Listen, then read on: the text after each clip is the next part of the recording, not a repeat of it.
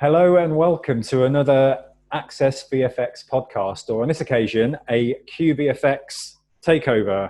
You can just about see my fingers, so make some noise, everybody on the call, whether you're muted or not. Hi. Hi. Hello.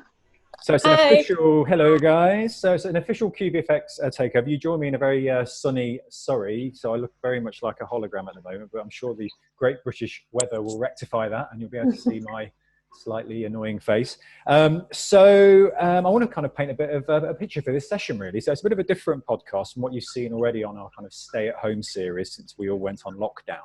And followers of QVFX or Queer VFX will know that we've been around since around June 2019 when we launched during Pride London as a supportive family hub for the LGBTQI+ community working in or striving to work in visual effects, animation or games.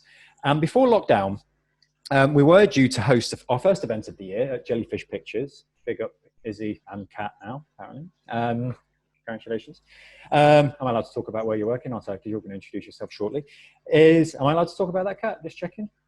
I can't I? Yeah, cool. It's words out. Yeah, that's yeah, cool. So our first event was a direct response to the report released by the Film and TV charity early in the year that painted some pretty worrying statistics around mental health within the queer community. And we wanted to run an event called the QVFX Picture, which was what we wanted to do. We wanted to create a safe space for people to come and enjoy a panel conversation and meet the QVFX team and just have a nice supportive evening. That didn't happen. And originally the plan was to run that panel as a podcast. And what we've seen is, and completely by accident with all the Access VFX video podcasts, that we've had a real mental health focus to it. And a lot of our friends in lots of different startups and lots of different social enterprises have been doing the same. They've been running a lot of webinars on mental health support, and they all have merit and they're all absolutely needed in the current climate. So we had a bit of a rethink as QVFX, and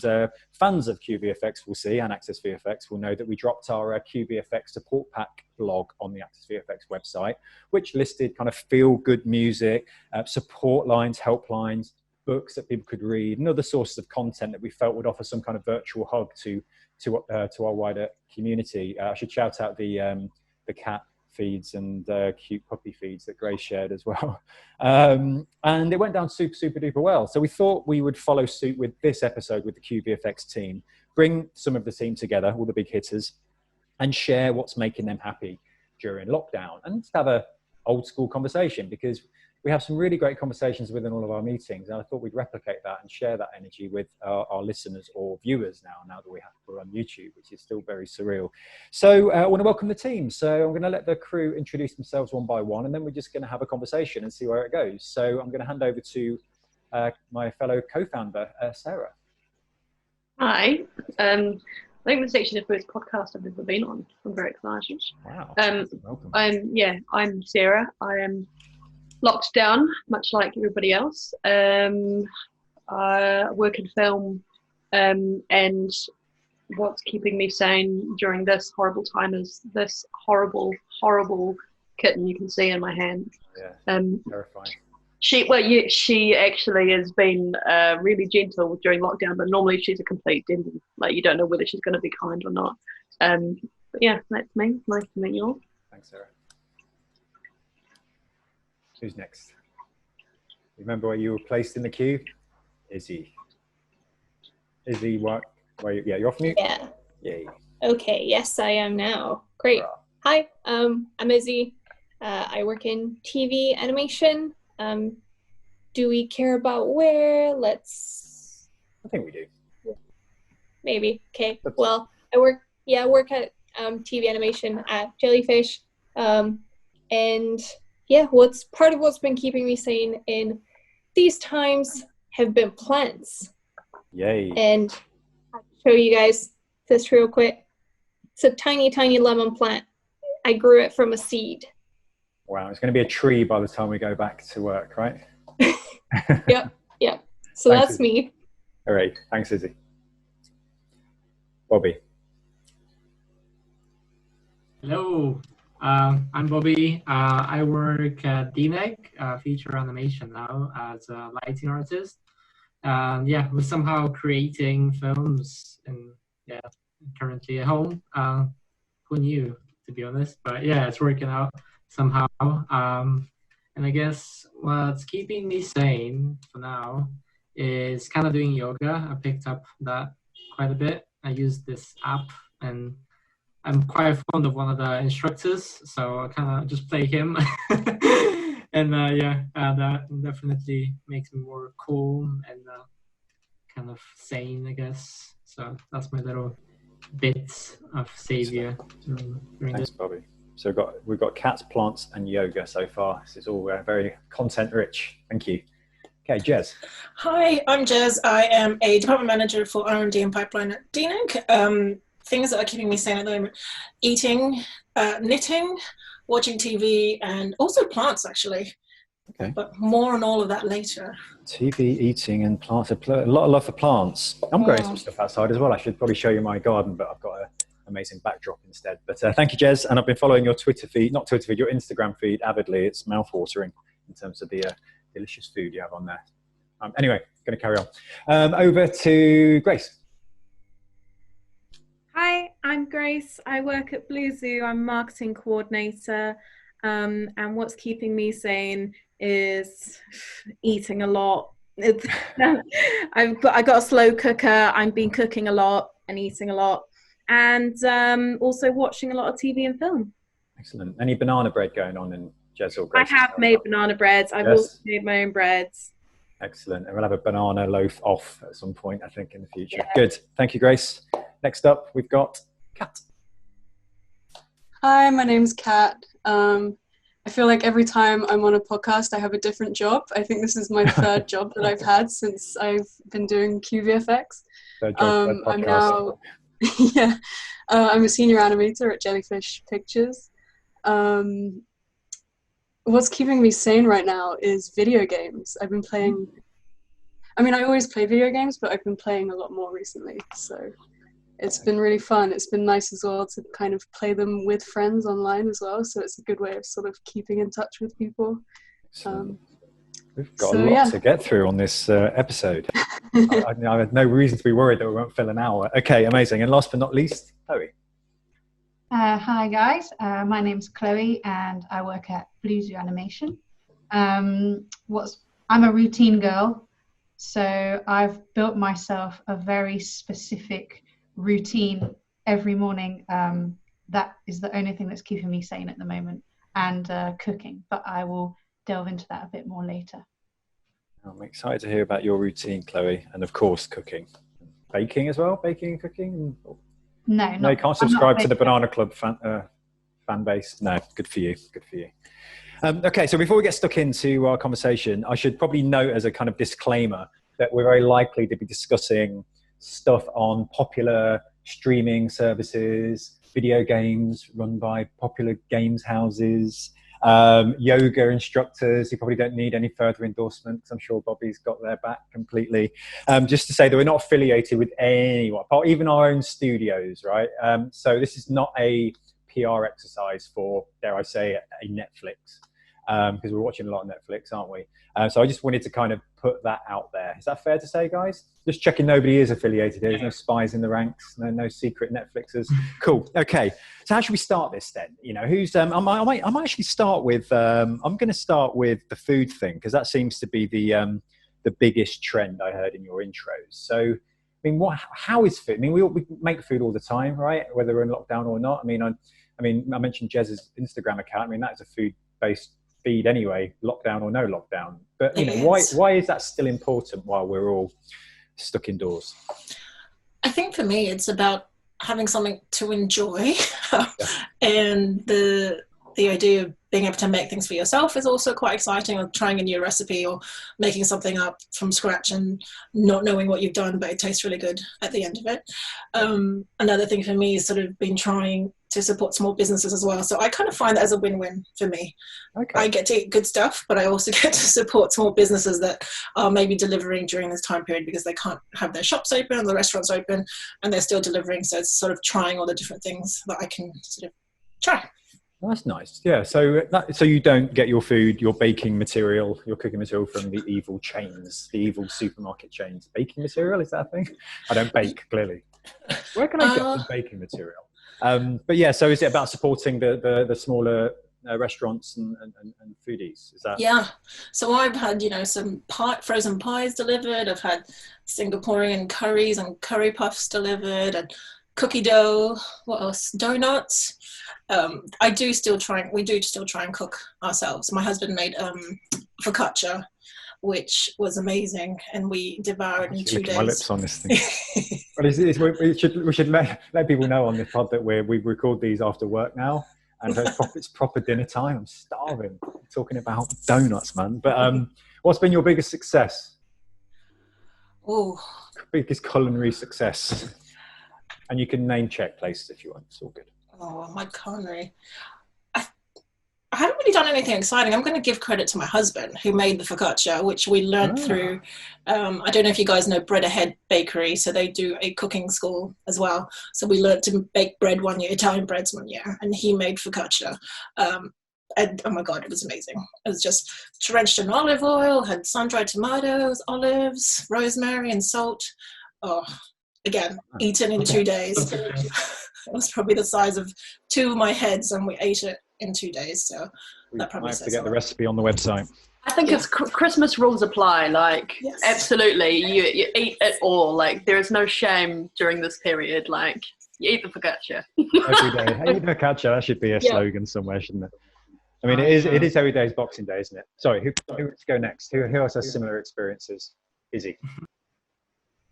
Okay, so because I'm crashing with my partner currently, we've been cooking like so much, but it was also my birthday like a few days ago, and we made cake, and it was amazing. And we made chocolate stout cake, and I think that was like one of the highlights, because you can make cake when you're at home, and we can totally eat it in like 3 days time, and I'm not gonna feel bad about it, because well, you are a year older, right? You can smash through that.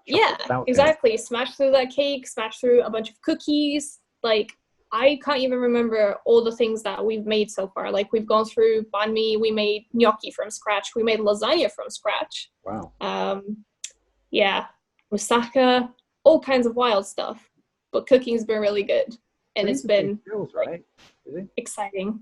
Sorry, what? They're new skills. I mean, a bit to what Jess was saying. Like, it's not just about chucking a pizza in the oven to keep yourself happy. It's actually learning stuff. I mean, a lot of people are talking about learning new skills. I mean, I don't think I'm ever going to play the guitar that's gathering dust in my living room one day.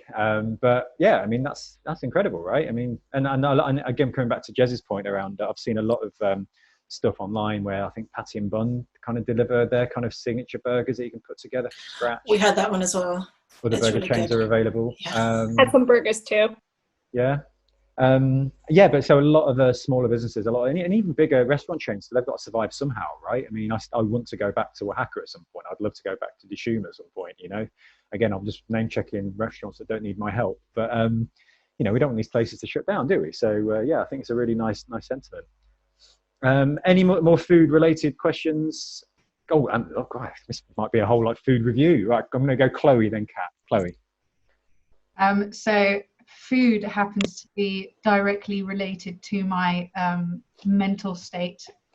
And I always love cooking anyway, but I've always realized that if I have a crappy meal, then I'm in a crappy mood.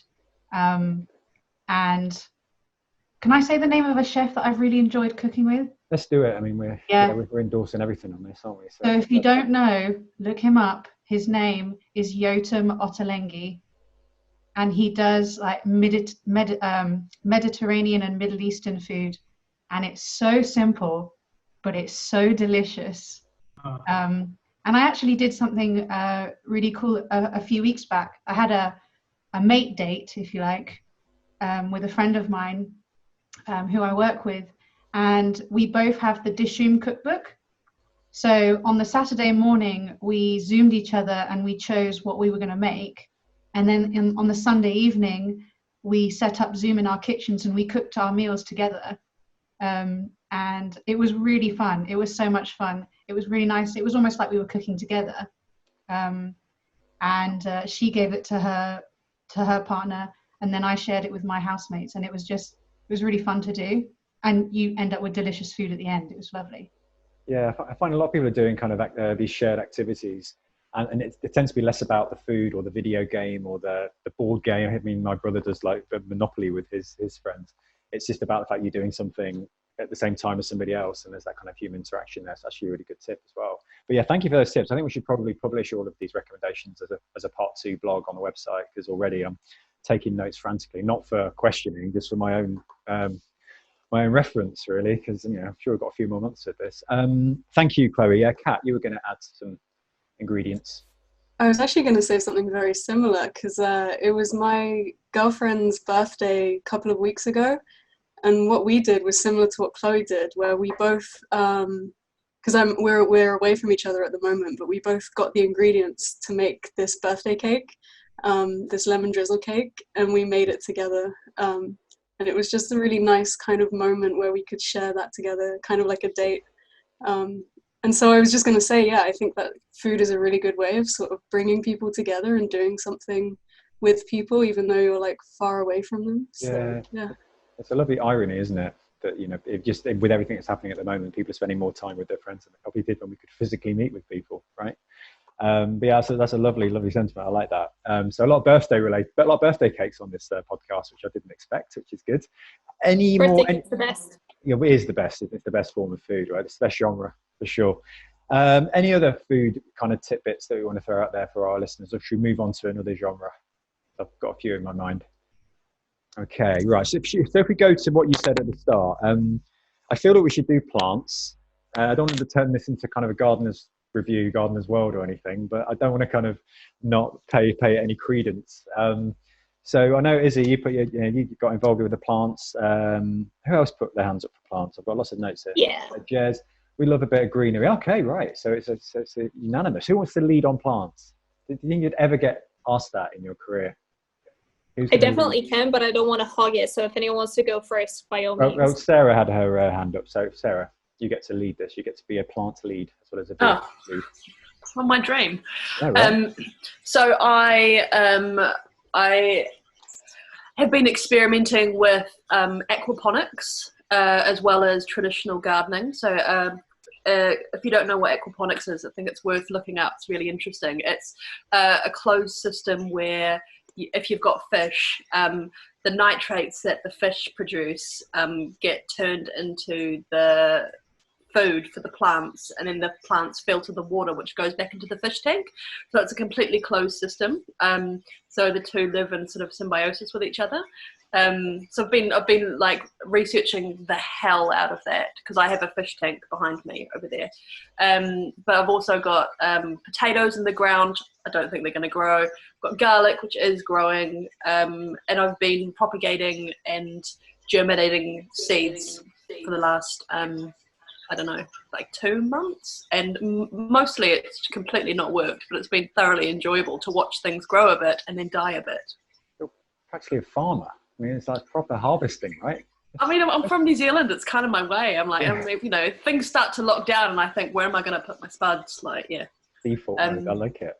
Yeah. Where are you getting all your stuff, your gardening stuff from? I tend to pick apart the vegetables that are in the house. So my flatmate at the moment finds there's a lot less ginger than he thought that he had bought, and for some reason there are not enough onions and potatoes. So you can grow crops from crops, but I also got some seeds on the internet, which may or may not be the reason that they haven't done very well. But I have a shared garden, which means that I can't actually go into the garden to grow things. So I've just got lots of pots and lots of little grow bags. Yeah. So, I think I don't know, for my mental health, it helps me to stay really present. Yeah. Like if I find myself getting into a bit of a tiz, which happens more and more, like to physically put my hands in some soil and to like look at my garlic growing. It's really good for my brains.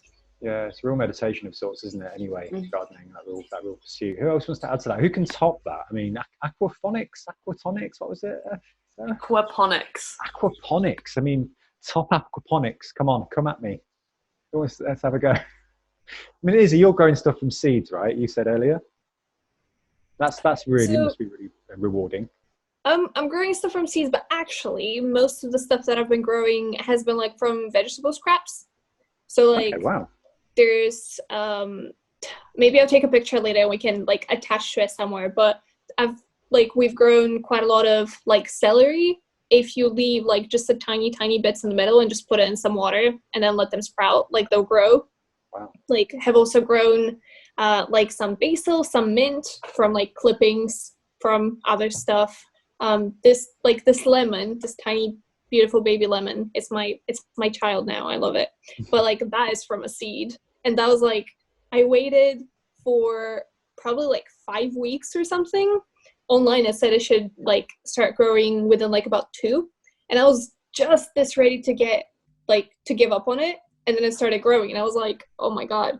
But life, kind of just being able to grow things from like stuff that you already have lying around is crazy. Like celery, lettuce, like some pak choi that looks very alien at the minute, some leeks that like grew like this tiny or like this big but like super thin. But I think like very similar to what Sarah said, just having something to like check up on and, you know, like nourish and like help shape into something that is like actually living is being very rewarding. Yeah. Like every morning I'll go and like look at the windowsill and be like, how's the little lemon doing? Yeah, that's lovely though, because it's you know, we're not just finding solace in on-screen stuff, because typically when this kind of stuff goes on, people just put the TV on, or you know, and we're going to talk about gaming and streaming shortly, which still has its place, obviously. But it's so nice to start this conversation off talking about gardening, even though we can't get into many gardens, and cooking and you know, creating in that way, which I think is really nice. Anybody else kind of getting green-fingered? That's not a euphemism for anything. Chloe. Sorry. So I don't actually have a garden, unfortunately, which has been really super hard. I can see my neighbors below me all the time outside enjoying the garden. But I have been making plants out of paper and wire. Amazing. I'll show you it now. Oh my God, that's awesome. For the audio podcast, what are you holding in your hand? I'm holding. They look like fig leaves made out of cardboard, cut out cardboard with kind of gel pen veins drawn onto them, held by wire and floral tape. I just need to, my final step is to actually put it into a plant pot. That's all I need to do, but it's been like really therapeutic and really nice. I can't say that I have to really look after it much. Kind of looks after itself. But the whole process of making it is quite fun, quite therapeutic. That's awesome. I love it. Yeah, so embracing, get some fake plants going. Brilliant. Oh, I love it. It's such a great solution. I'm going to move on from gardening now because we only have an hour. And I'm intrigued about, I mean, we should name check Bobby's yoga instructor because, you know, we want some tips, right? Do you want to share your yoga instructor with the millions of subscribers, Bob? Sure. And like, to be honest, it's not just that, it's also like I do some of the do some work as well.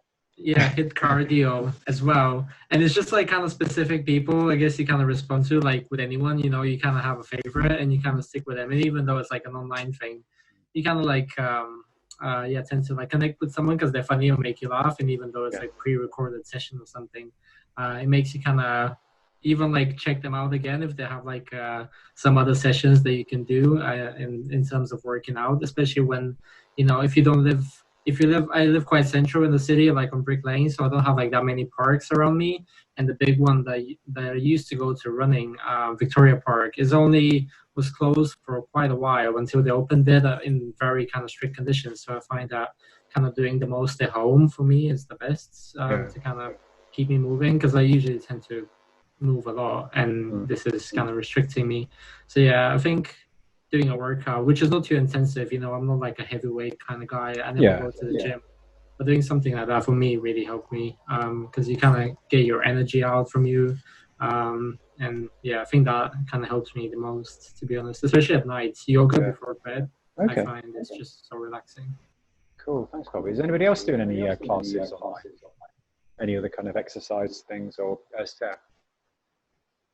Mine is also the yoga, but I have a date with one of my work colleagues, so we get up and 7:30, 8 o'clock, we text each other and we make sure we're on the same episode. And then she listens to it through my computer and we do yoga together, just so that one, it makes us actually do it, and two, it's a bit of company. It's kind of a bit of camaraderie. Okay, excellent. So a bit like the cook along that Chloe mentioned, but in yoga form. That's cool. Excellent. Any other kind of recommendations for any cool classes that you guys are doing that are keeping you active? Because, I know every day is Boxing Day, but we can't sustain that for long. Jez? It might be for the wrong reasons, but Chris Hemsworth. Really? Yes. My other half will be very happy to hear that. He's got to be fair, he doesn't do enough of the classes, so he's got his personal instructors doing them, but he turns up on the website every so often, so they're actually quite good. Do you do any exercise while you're watching it, Jez? Yes.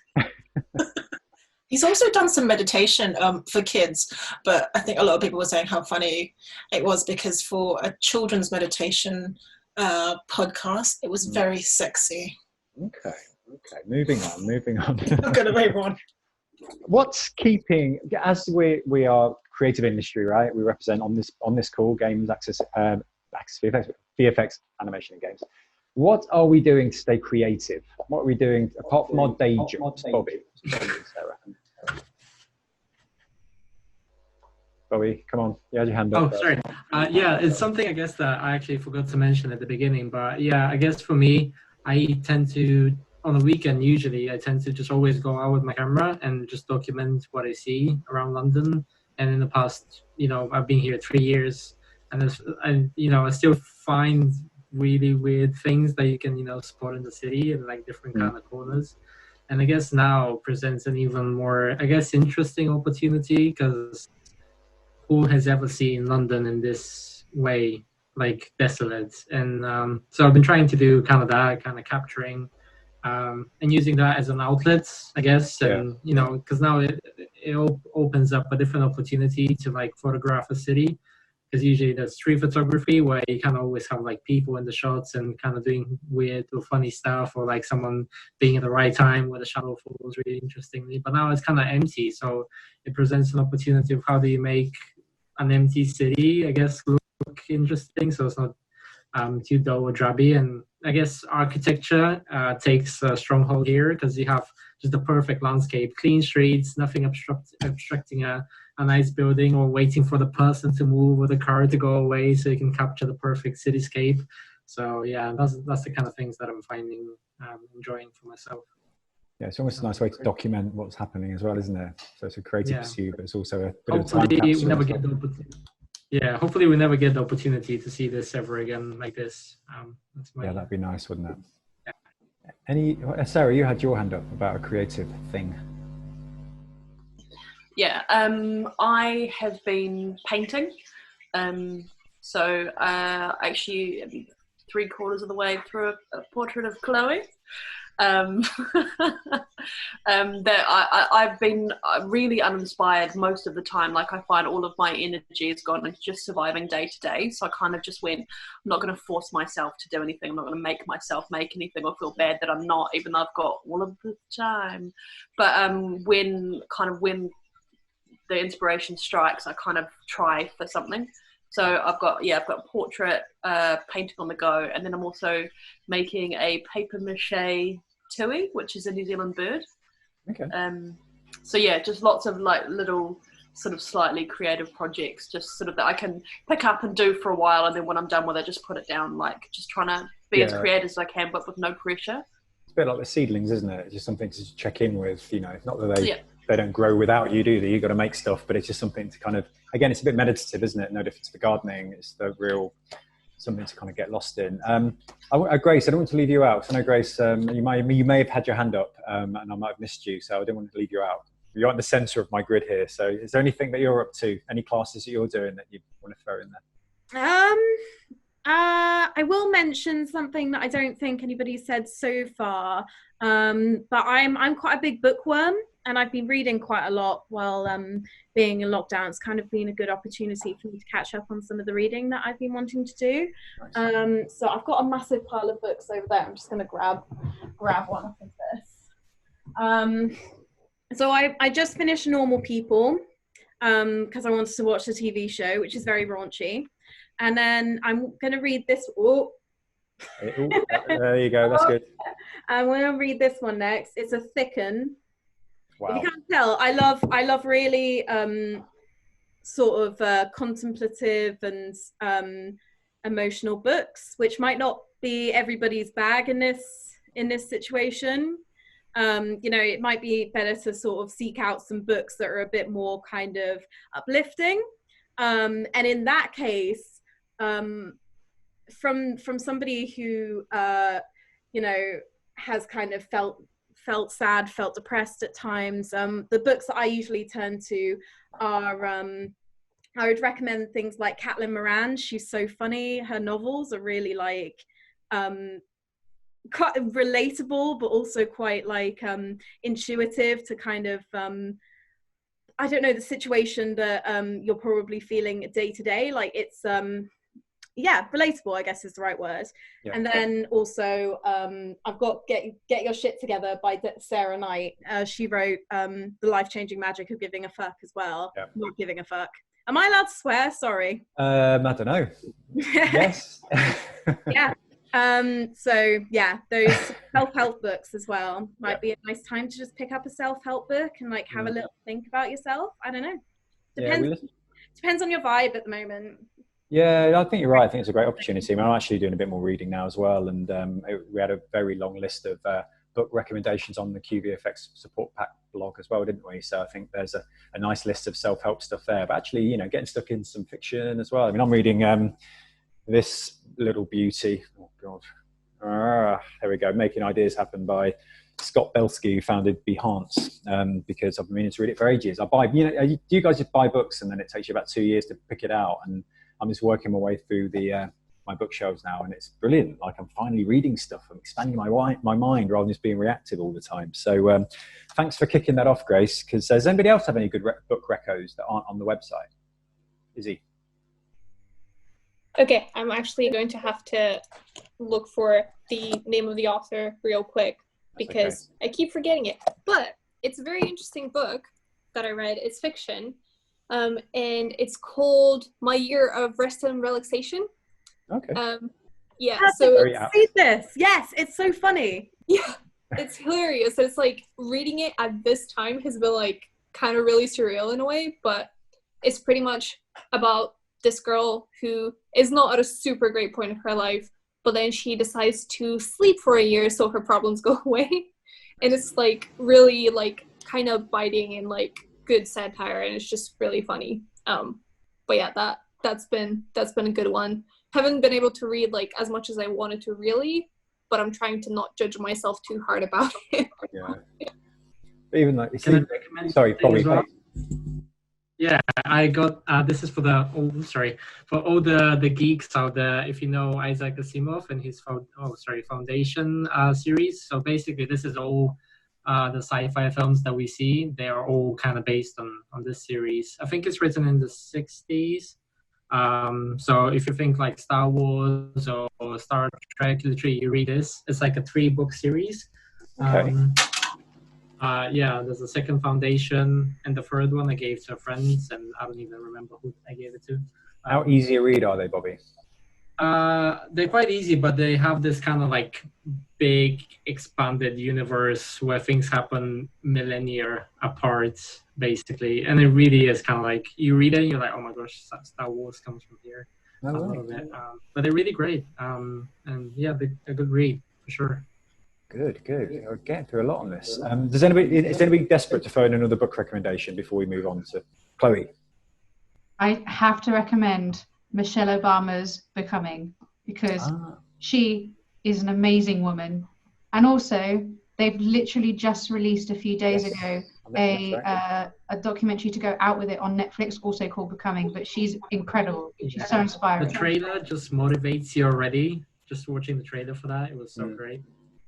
Yeah. No, I started watching that last night with my wife, and I bought the book as a gift. She might be listening upstairs, but yeah, completely changed the game for me about, because I don't really, apart from what you see on the big screen in the media, it was just a real eye opener. And we're only halfway through it because I'm at an age now where I fall asleep in front of the TV at certain times. But I'll be finishing it off this evening. I know I don't look that old. Cool. Anybody else want to throw in a book reco? Or should we move on? Because we've got about, my word, we've got about 25 minutes left and we've not even got into the TV screen or the computer screen, right? So before we get into film and TV, I think I can see a glint in Cat and Grace's eye about Animal Crossing. I feel like you need to get Animal Crossing out of your system. Does anybody want to talk about Animal Crossing? Shall I start or you, Grace? Yeah, you guys duke it out. That may be a part 2 special with the pair of you. I've mentioned Animal Crossing in a few of these podcasts.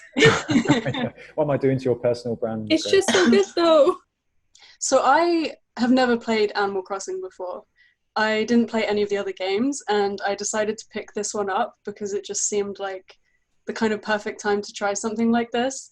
And the first day I was kind of like, not sure if I was going to get into this. I was like, kind of like, what's the point? I don't get this.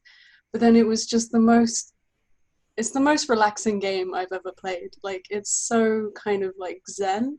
Like, every morning I spend just 20 minutes before work and I'll pick it up, and all I'm doing is just like, if nobody knows the concept of Animal Crossing, the whole concept is basically that you, the new game, New Horizons, you land on this tropical island, and you start off with a tent, and then you eventually start to like make it into a house, and you can build things on your island, and then eventually villagers will come and live on your island.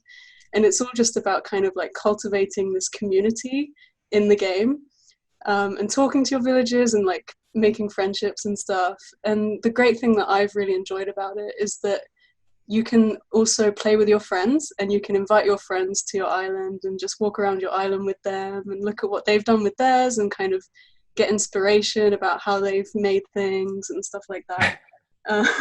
It's just the most peaceful game I've ever played. I don't know about you, Grace, but I just kind of think I wouldn't be coping as well without that, I don't think. Especially being able to kind of keep in touch with my friends through the game. It's really nice. So yeah. Yeah, it couldn't have come at a better time. It's actually one of my favorite parts of it in lockdown is there's a whole other kind of way of communicating with my friends, and that they can come over to my island or I can go over to theirs, and we can like swap furniture, swap clothes. I feel like when you try and explain Animal Crossing to somebody who doesn't know it, you can sound kind of crazy. Like you're saying, oh, I'm playing this game where I fish and buy furniture.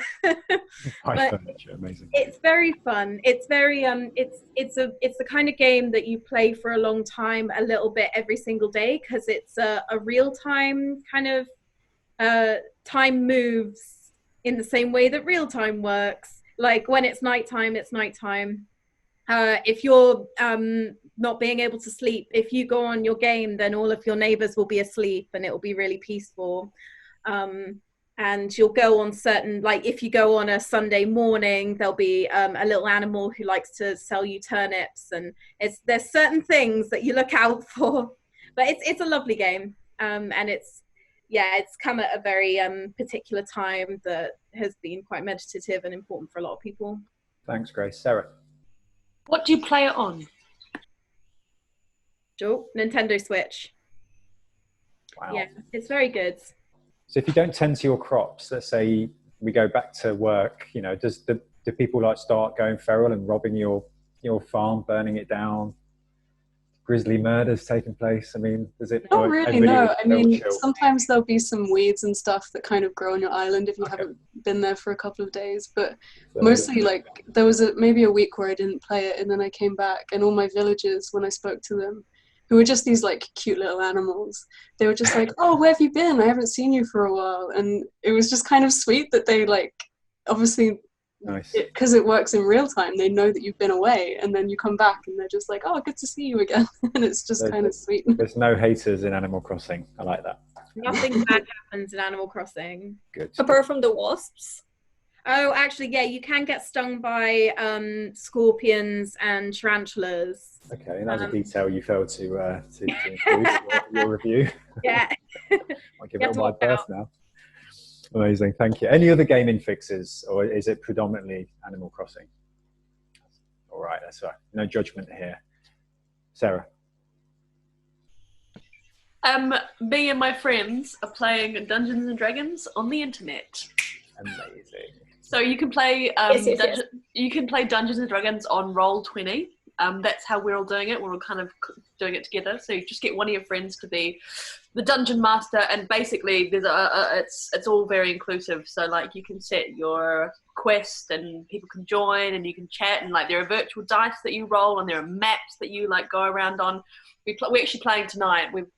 My game starts at 7:30, so I'm very excited. Do you dress up as like a medieval kind of style character? I am a dark elf named Zinmar. I have a crossbow and a rapier, and one of my players is the tallest gnome in the world. Is very famous for being the tallest gnome. And then there's a really terrible bard, and we all go off on adventures together.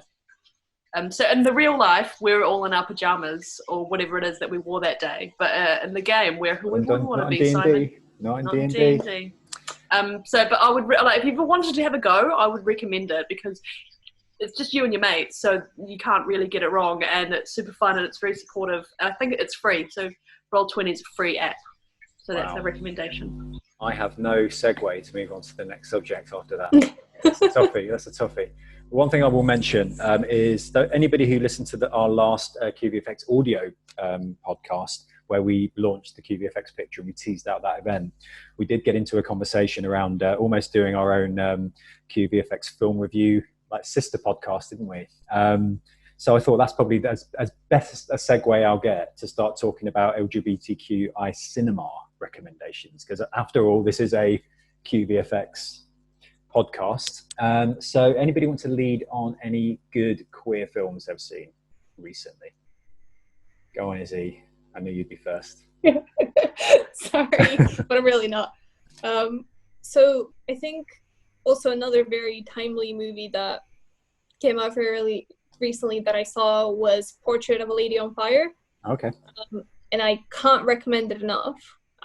You can rent it, I think, on Amazon Prime or on BFI Player or on, I think, on Curzon as well. There's like plenty of ways to get it, but it's very tranquil in a way, and very like, because the two main characters in it are kind of isolated for the entire duration of the movie. There's only one other character who's kind of with them on this like island in France somewhere in the 18th century, and it's like a very different perspective than you usually get, it's like, at least that I have seen fairly recently. But it's also kind of speaks to the time a little bit in a way, because like it is a romance in the end, but like the way it kind of forms is very much within like a little bit of space and a little bit of isolation. So that's been a very good one that I've seen recently. Okay, has anybody else seen that one? Bobby? Agree?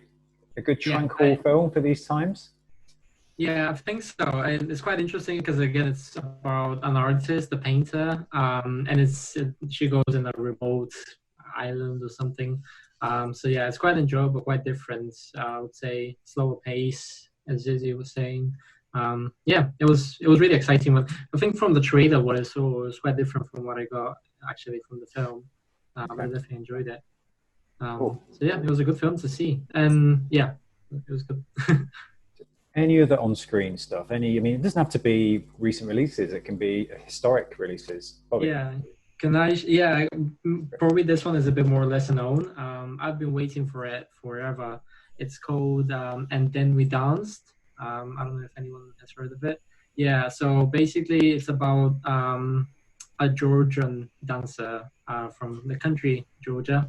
And I have a specific connection to that because my grandma is Georgian. So, even though I've never been, I've had a lot of influence from my grandma in terms of food and the stories she's told me. So it's about Georgian dancing, which is a very kind of strong male kind of dance, which represents the country incredibly strongly. To them, it's a very, very, it represents them. Their dance just represents the whole spirit of the country.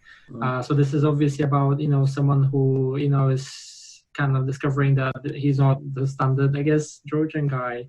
He is basically queer and is trying to kind of maneuver to being this dancer that he wants to become, like a really great dancer, to be part of the national kind of dance company so he can travel the world and sort of even get out from an environment that he can't really cope with and doesn't really match with. And obviously he meets someone, and it's a story about that. And Georgian dance in general is incredible, like just to see actual dancers who can perform it's incredible. And there was another similar film that came out last year.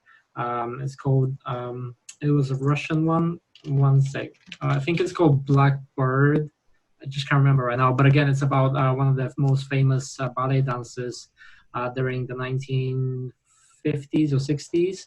And he was again, queer, and he was. Oh, The White Crow, wasn't it, that one? Yes, The White Crow. Sorry, yeah, there we go. And that was incredible again, about kind of dance and art, not really mixing with the culture, but someone still wanting to excel in that because he has a passion for it. So those films are quite, I think, strong and interesting. Probably less on the radar for most people. And I guess international films, so it's good to see something that is not, I guess, English-based, right? So, yeah, gives a different perspective.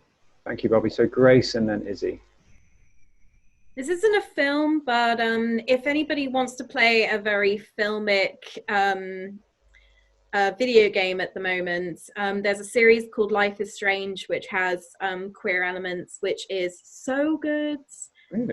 If you haven't played that, I would recommend. So it's quite a story-based game, and it the way you play it dramatically affects how the story plays out. So your choices matter, and it doesn't have a lot of action. It's just following teenagers' lives, depending on which one you play. The characters are really strong, and Life is Strange 2, the sequel. There's the first one, the prequel, and then the sequel just won a bunch of game BAFTAs. So it's a really great game. It's been one of my favorites for a long time. Amazing. Where can people find that? It's a console game. So I think you can get it on, I played it on PlayStation 4, and you could probably do it on PlayStation. It is also on Steam, so you can play it on PC as well. Awesome. Yeah. Good. Well, great recommendation. Thank you, Grace. Izzy, you were going to add to Bobby's film themes. Oh, I was just going to say, kind of in support of the movies that Bobby was talking about, like especially And Then We Danced, it's just kind of refreshing to see a slightly different perspective into queer life that is not very, very Western. Like, I'm from Bulgaria, and Georgia is like literally on the other side of the Black Sea from us. And I didn't necessarily know an awful lot about the country, but, the vibes are very similar. So it's kind of like, it's something that I haven't seen in queer media, like, ever so far. So it feels like a little bit like groundbreaking in a way. So would definitely recommend. Just want to throw it in there. Good record. It's on Amazon, I think, so you can rent it. And actually, its premiere in Georgia was, met with extreme protests by the Conservative Society. Even going to the cinema, people, I guess that's not great news, but yeah, it was very controversial for the country and I guess groundbreaking, and it was still allowed to be shown in cinemas, even though people didn't really want it for the majority. So it's controversial to some is groundbreaking and super creative to the right kind of people. So yeah, it's never a bad thing, is it? Amazing. Any other filmic or even TV? What are we watching? What's our current? What we got on the go at the moment? Right. Okay, that piqued my interest. Gonna go to Sarah and Jez. Thank you. I may be really, really, really late in the game with this one, but if you want some wholesome, beautiful, gentle television, highly recommend Channel 4, Escape to the Chateau. It is the best thing I've watched in a long time. It's about an English couple who moved to France and buy a chateau in the French countryside, and it's 6 seasons about them doing it up, and they are adorable. They are a beautiful couple with nice kids, and they've got lots of weddings, and it's all really nice, and it's such easy watching. So if you just need like a mental and an emotional break, and just to feel like you're being held by a television show, that's the one for you if you like DIY. I've seen the trailer for that. It looked so good. So there's Escape to the Chateau DIY, and then Escape to the Chateau. Watch Escape to the Chateau, not the other one first. They have the same genres now. This is amazing. Okay. Yeah. Oh, but DIY sounds great. It is great, but it's not the story of this couple that goes. It's like lots of other people doing the same sort of thing. It's slightly less wholesome, in my opinion. All right, good one. Thank you, Sarah. Izzy, Jez, you had your hand up. Hands up. For me, it's been Zoe's Extraordinary Playlist, which is also on Channel 4. I particularly like it because it's about software developers that sing and dance, which is the furthest from what my team that I look after do. So basically it's about Zoe, who has an MRI. It goes wrong. Suddenly she can hear everybody's inner thoughts, but through song. So there's like Whitney Houston, there's Bon Jovi. People just kind of suddenly break out into song and dance. It's really therapeutic emotion-wise. I end up laughing and crying in every episode. Lots of great things just about family relationships. There's also one of the key characters is a gender fluid, sassy person of color who is her neighbor and friend. So it's been really nice to see that. So if anyone has seen Glee, Unique, put your hand up if you've seen Glee. Unique, who was in this TV show, and it's just so good. It's got the dad from the OC. Nobody knows that guy's name. He's always the dad from the OC. I always thought it was Peter Gabriel, but I'm not sure that's guy with the big right. eyebrows. Yeah. Always known his face though. Yes, exactly. It's got a guy from Pitch Perfect, and then Lauren Graham from from Gilmore Girls. So they just sort of randomly break out into song and dance, and it's amazing. I think the last episode's about to come out on Channel 4, so go watch it. The songs stick in your head, and it makes me want to learn dance moves as well. Q-VFX endorsed programming there. Kat. I'm probably gonna get a bad rap for this, but I think I'm maybe the only queer person who hadn't watched Steven Universe before this. I know. Right. So I've been watching that in my morning. Sarah, you're okay, you're in good company. So it's a cartoon show which is very, very queer, and it's really, really sweet. I think it ties in nicely to what Chloe was going to talk about routine, because I've sort of built my morning routine around watching cartoons. Like I'll kind of, have a shower and have my breakfast and then sit down and watch like a couple of episodes before I start work. And it's a quite nice way to start my day. Well, that brings us neatly to what Chloe said at the start about routine. I'm very aware that we're coming towards the end of our hour, but does anybody want to share any routine tips, anything they're doing that's keeping them sane? It's just the act of routine. Chloe. I'm highly aware that it's very rare for people in our industry to be morning birds, which I am, so you might not want to listen to this bit, or you could apply it to the evening. But as routine is something that keeps me kind of sane when I feel like things are going hard, becoming hard. So my morning routine consists of a 6:30 wake up, straight out of bed, straight into the living room to do 25 minutes of stretching through Headspace Move. I don't look at my phone for that entire time. Just I get my first half an hour free of anything to do with my telephone. And then from there, I'll put my clothes on, choose a podcast, and go for a quick 25-minute walk just to get some air. It's almost like I'm able to do my commute in the air. Then I'll come back, and either I will exercise with my Zoom exercise buddies, or I will just have an easy breakfast, then followed by like 10 to 15 minutes of meditation. And then I'll start working. Amazing. What a great start for the day. Yeah. Thank you, Chloe. Grace, did you have your hand up? I didn't, but I do have. It might be my hand, because in my view, I'm above you, so it might be me writing, so apologies. But Unless you've got any great tidbits to throw in. I would like to say, I think it's a really good thing to make sure you look forward to your breakfast. Just I've been really enjoying making overnight oats the night before, but if you can't be bothered to do that, just like treat yourself and get your favorite cereal and that kind of thing. I think it's a nice way to start off the day. Yeah, I'm in Chloé on that one. Like dressing up, actually, putting some trousers and ironing a shirt. Yeah. I think is really important. And yeah, going for a little walk to make you like resets, like you actually left the house and you're coming back to the office. That's exactly what I do every morning. And making a coffee just before I sit down on my desk, it's like it just resets you, because otherwise everything rotates. Yeah. Especially if you're in your bedroom like I am. Yeah, you have to like make some separation mentally, at least, if it's not physical. Yeah. I find that I miss the listening to podcasts and things on my commute. So trying to, I haven't taken my own advice, but just going for a walk in the morning to work and just listening to the podcast I would normally listen to, because I don't really get a chance to listen to podcasts. It feels weird listening to a podcast at home, I need to be on the train. Yeah, when I do lunch, I listen to podcasts. Yeah. So that's when I find time. I make lunch or dinner. I just kind of turn something on instead of playing music, and I just listen to catching up on them. Excellent. Right, guys. So we're coming up to the top of the hour. I wanted to kind of attempt something to finish, rather than just kind of abruptly finish with the usual shout outs and kind of website recommendations.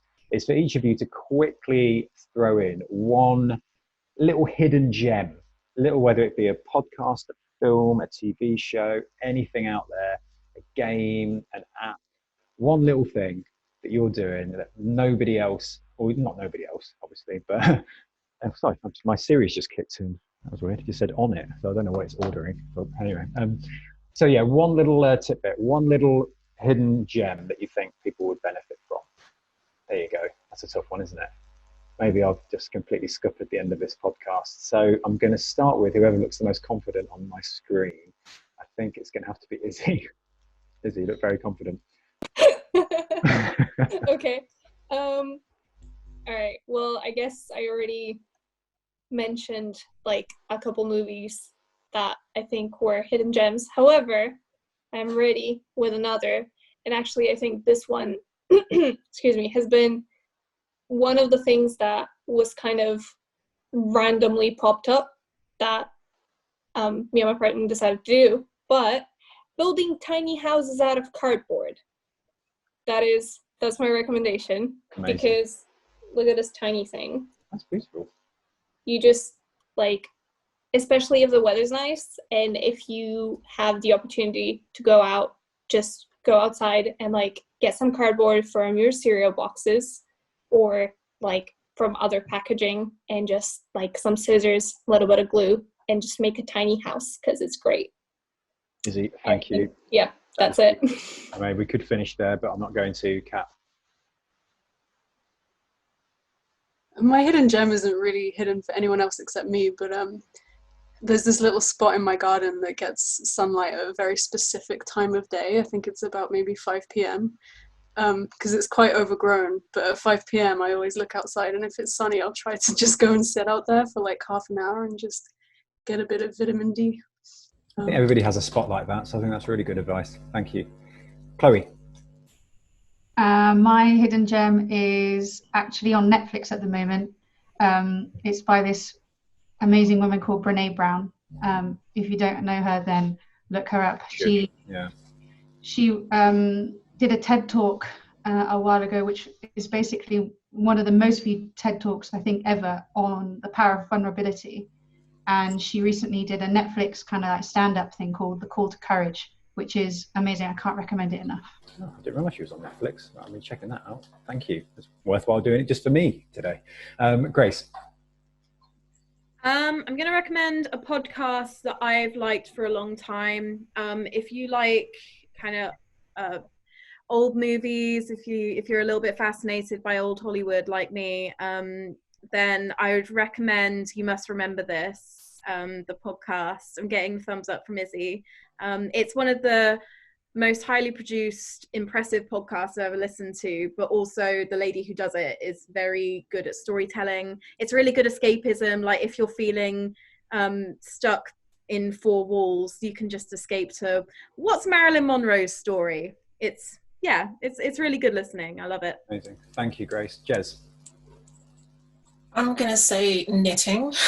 I've been knitting since probably the age of 8, so it's probably a bit of a nana sport is what I like to call it, but very therapeutic, and it's something that you can kind of just do while you're watching TV or listen to something, and it's very calming as well, because obviously it's very repetitive, and at the end of it you get something. So I'm going to say halfway through, or maybe 2/3 of the way through a cardigan.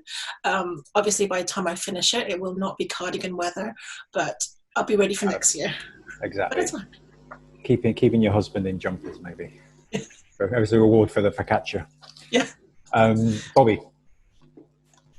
Yeah, as I said earlier, I think it's always kind of photography is my outlet, and it seems like it always has been. So I just kind of enjoy that. And now we all have like really crazy good phones and everything. You can get an app and you can control everything you want, and you have like little toys at home or something, so everyone can kind of start playing around with kind of, you know, just photographing things that they see or composing scenes and all things like that. I think it's a great outlet. Yeah. And we as creative people, that's our job as well a lot of the times, you know, kind of making things look good, so you can kind of test yourself and see what you can achieve. You don't need a fancy camera either, do you? You've got some kind of phone. No, you really don't. Yeah, most of my stuff on my Instagram are from my phone, and people ask, and I'm like, yeah, it's just on my phone. But it's just like, because you have the intention, you know, just like taking your phone, snapping a photo, you actually intend to take it and to compose it. So it's just about the intention. Amazing, thank you. And last but not least, Sarah, you've had plenty of time to come up with an absolute killer to finish on. So over to you. My hidden gem is I don't really know if it's a weird one. I find water really soothing. I find running water really soothing. I can't go to running water. So what I do is I turn off all the lights in my bathroom, light candles, and sit under the shower and just give myself the space at the end of the day or the middle of the day or whenever I choose to have a shower, just let myself be. So if I've had a really bad day, I'll cry. If I've had a great day, I'll, you know, think on it. But it's just, I give myself that space to be however I need to be, to do whatever I need to do, and completely forgive myself for any feelings that come up, for any, you know, thoughts that I have. And then it's kind of special because I've got candles and it's dark and it's kind of, I feel safe and a bit sort of enclosed. And then when I'm finished and I'm ready, you know, I get to leave that room, I get to leave that environment, and for me that kind of gives myself just a little bit of time to kind of acknowledge that things can be a bit hard, and to self-soothe, and then to be able to kind of leave it behind. Brilliant. No, I think you win tranquil with that one, Sarah. Thank you very much. Amazing. Well, I think that brings us to the end of another Access VFX podcast, or the Q-VFX Takeover. I think we might call it something a bit more witty on the official channels. But I want to say a big thank you to Sarah, Bobby, Chloe, Grace, Jez, Izzy, and Kat. If anybody wants to find out more about what we're doing as Q-VFX, you can join our Facebook group. You can follow us on Instagram and Twitter and Facebook. And are we anywhere else, Grace? Just trying to think of the social angle. I think they're the main social feeds that we're on. Q_VFX. Or find out what we're up to. We have lots of blogs on the Access VFX website. We are going to pull together a Q-VFX Support Back Part 2 blog, I think, off the back of this, because there's an absolute goldmine of stuff that we've got through. I mean, we didn't really dissect podcasts, so maybe there's a follow-up episode that we use as an excuse, right? But I want to say a massive thank you. Please stay on the line after we finish the episode, because I want to take a photo, so don't run off. Yeah, and if anybody wants to get a mentor as well, go to accessvfx.com/mentor. And if you want to get somebody from the LGBT community, there is a drop-down box there too. So I don't think I've missed anything out, have I, guys? Just looking around. This is the hardcore of the QVFX team on this call. So I want to thank the QVFX team, and thank you to anybody who took the time out to watch this or listen to this. Have a great evening, have a great day, whatever time of day it is, and lots of love. And I'll see you soon. Thanks for listening. Bye-bye.